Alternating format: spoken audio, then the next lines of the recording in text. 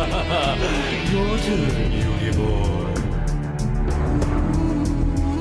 What is up, guys? This is Linthio coming at you with a discussion about misplays in Yu-Gi-Oh! How you deal with them, how they affect you, and how you move on from them if you do. So misplays are unfortunately a part of the game for a lot of people, if not everyone.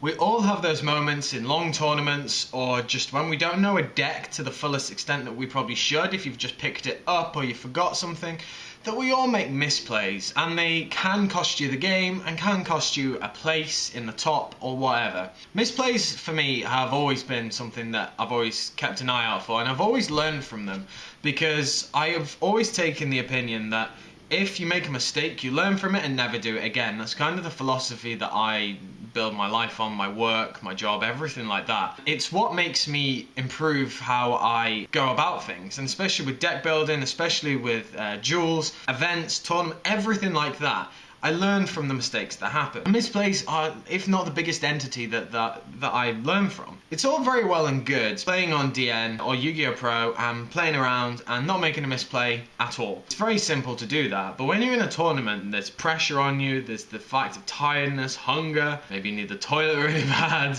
had that before. You just rush, you try and get around something, maybe you're in time and you just rush, you don't think it through properly.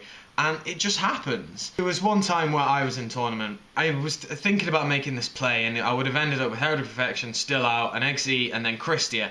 And I went through all this really complicated combo to summon an extra Herald of Perfection just to get more fairies engraved to make sure I could win the game.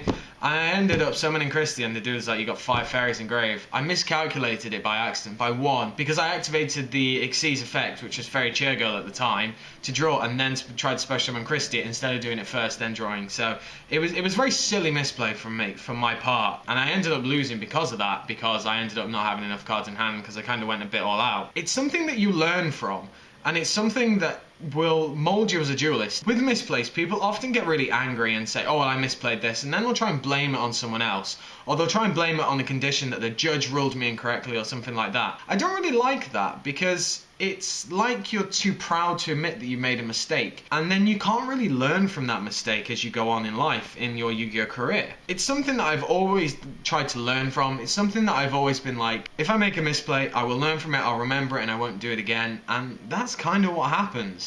Because if you don't do that, then how are you expected to become a better duelist? How are you expected to get tops? And let's face it, not everyone is the best duelist in the world since they were born. Not everyone can get to a top. It's just how it happens. So I want to know what you guys think about misplays in the game. What is your worst misplay that you have ever played? So as I said, let me know down in the comment section below. Like, comment, subscribe, and I should catch you guys later.